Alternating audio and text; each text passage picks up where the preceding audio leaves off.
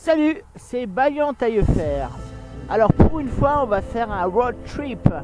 Je suis actuellement pas très loin de Besançon sur l'autoroute et je me dirige vers l'Allemagne. Je vais à Erlangen, exactement, voir un grand personnage de la Seconde Guerre mondiale qui s'appelle Erwin Rommel. Alors on va voir la maison où il a vécu, son cimetière, ses mémoriaux et sa maison natale. Et j'avoue que je ressens une certaine émotion à voir la tombe d'un personnage que mon grand-père aurait bien voulu voir. Alors un road trip, une expérience qui est un peu inhabituelle pour moi. On va voir ce que ça va donner. Allez, à tout à l'heure.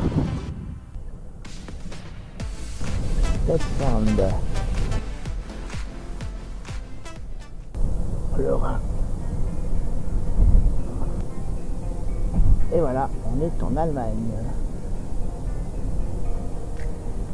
Guten Tag Deutschland. Est-ce que je peux Karlsruhe, Strasbourg, Freiburg.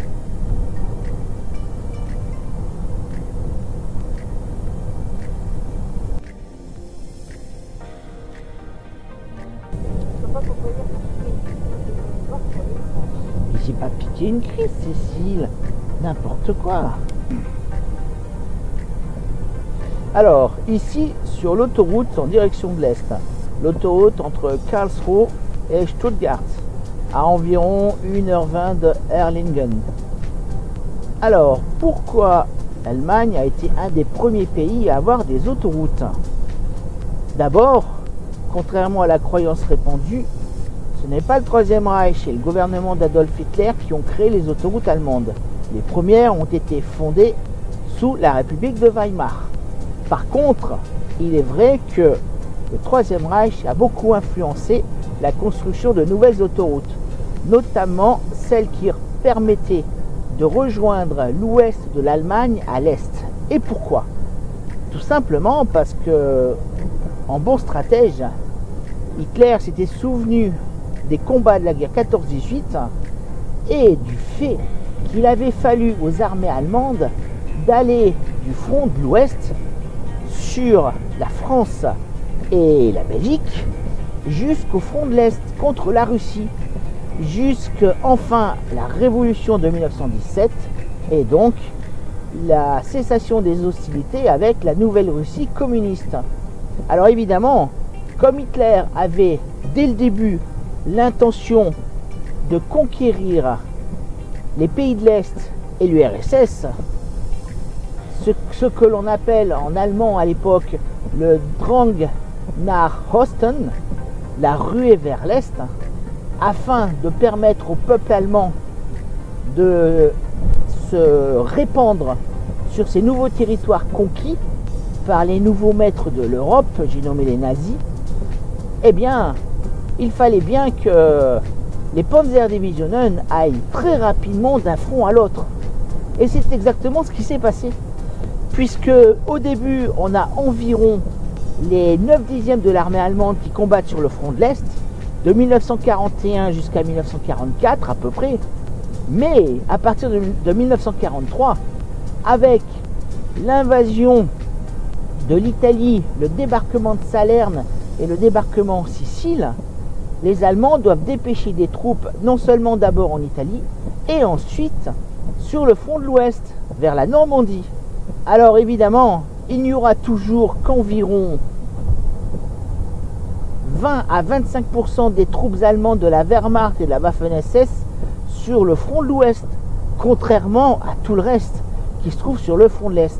Parce que la vraie guerre des Allemands, c'est contre le russe, c'est contre le communiste. 20 km d'Erlangen, les arbres sont magnifiques. Nous sommes dans la Souabe, une toute petite région nichée entre le Bade-Württemberg et la Bavière, à peine à 20 km de Erlangen. Malheureusement il pleut, mais bon, c'est l'Allemagne. Et bien voilà, je me trouve à Erlangen avec un peu de retard. Il y a eu des bouchons et là je suis devant le cimetière et je vais chercher la tombe du Feldmarschall Erwin Rommel.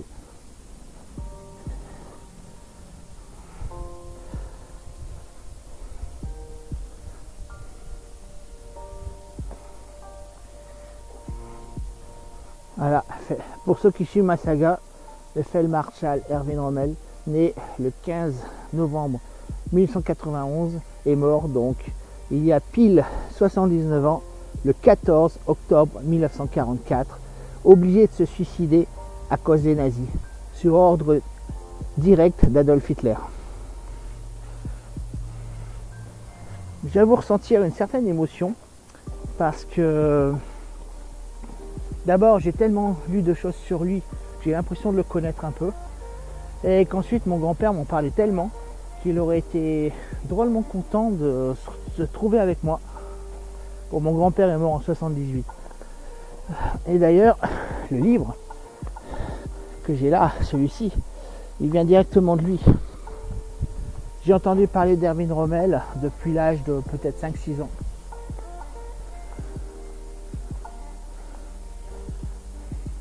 Un très très beau cimetière, magnifique.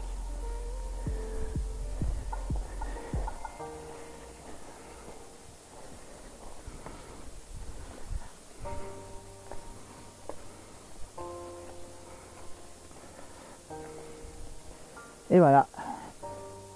Alors,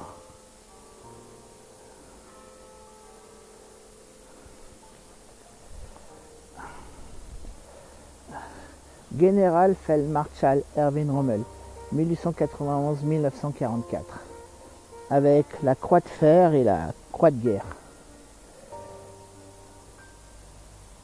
Et là, je vois un hommage par des anciens de l'Africa Corps. Alors ça me paraît neuf, peut-être aujourd'hui, je ne sais pas, ça a l'air tout neuf en tout cas. Et ici donc une carte de la Tunisie, de la Libye et de l'Égypte. Erwin Rommel, c'est le renard du désert, celui qui a donné bien du fil à retordre aux généraux Auchinleck et Montgomery. Et ici sa femme, Lucie Maria Rommel, morte en 1971, j'avais 1 an à peine.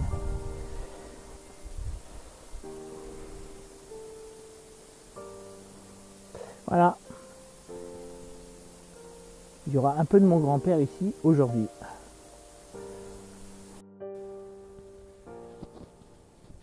Toujours à Erlingen, après avoir vu la tombe du Feldmarschall, je suis sur Canalweg, la rue où se trouve sa maison, là où il a vécu. Et là où il a été obligé de suivre 2 généraux allemands en vue de sa mort programmée. Alors il n'est pas simple de trouver le musée Rommel. À voir s'il existe encore. Sur internet, normalement oui. Par contre ici, il n'y a absolument aucune plaque, rien du tout. Un peu comme si la mémoire voulait être effacée. Je sais pas. C'est un peu dommage parce que Rommel, bon, c'était quand même quelqu'un qui a été un combattant pour son pays. Après, comme j'ai déjà expliqué, il a eu une attitude un peu équivoque par rapport à Adolf Hitler et au nazisme, n'étant pas un nazi lui-même. Néanmoins, et ça viendra un peu plus tard dans la saga, il est certain que Rommel a agi par opportunisme par rapport à sa carrière de grand soldat. Dans un site magnifique, boisé, avec un air pur, voici la maison Heidenhof, la maison qu'on m'a désignée comme étant celle d'Erwin Rommel. Maison magnifique. Alors j'ai pas les photos sur moi, mais je regarderai et je suis quasiment sûr que c'est celle-ci. Maison vraiment splendide. On va en faire le tour. Il a été très compliqué de retrouver la maison d'Erwin Rommel.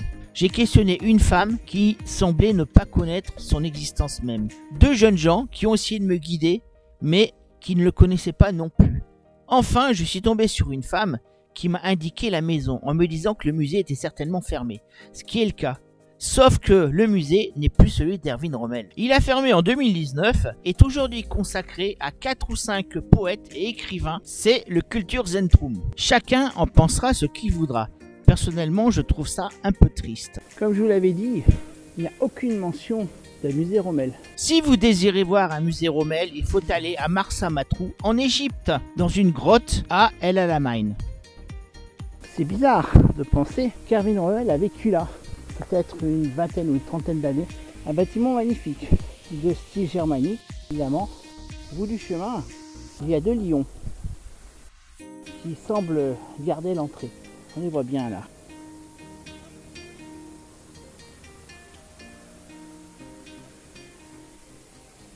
Alors évidemment, après la tentative avortée de l'attentat du 20 juillet 1944 et le putsch de von Stauffenberg, des généraux von Stoltenagel, de l'officier von Hoffacker et des civils, le général Beck à la retraite, le bourgmestre Gorderer. Malheureusement pour lui, Rommel a été approché par les conjurés. Et sans vouloir se mêler à la conjuration, son nom a été retrouvé lors des interrogatoires sous torture de Hoffacker et de von Stoltenagel. À ce moment-là, le destin du Feldmarschall est scellé. Surtout qu'il a fait la bêtise de ne pas venir directement à Berlin, comme lui avait demandé Hitler afin de s'expliquer. Il a fait faire un faux certificat médical. Ruse très vite découverte par les agents de la Gestapo et les SS qui devaient pulluler partout. Alors ici, un magnifique carillon, les cloches de la ville de Erlangen. Évidemment, il est assez simple de quadriller et de garder les issues. On imagine très bien que Feldmarschall devait entrer dans sa maison par ce porche que l'on voit là-bas. On imagine les généraux Burgdorf et Meisel emmener Erwin Rommel par ce chemin sous le porche pour entrer dans une limousine conduite par des soldats allemands et prendre la route pour quitter Erlangen. Avec eux une capsule de cyanure. Le maréchal se suicidera en début d'après-midi sur la route de Berlin. Version officielle, ces blessures occasionnées par l'attaque du chasseur bombardier anglais en Normandie lui ont causé une attaque cardiaque, une crise cardiaque. Et quoique ayant été secouru tout de suite, il est mort. La suite au mémorial, là où il a trouvé la mort. Erwin Rommel est un homme, avec ses défauts, ses qualités. Il fut un brillant soldat, un valeureux combattant, respecté de ses adversaires. Il a eu la folie et le malheur de s'acoquiner avec les nazis et de participer à un régime génocidaire. Néanmoins, l'oublier me paraît stupide. Je reprends cette phrase de Georges Santayana.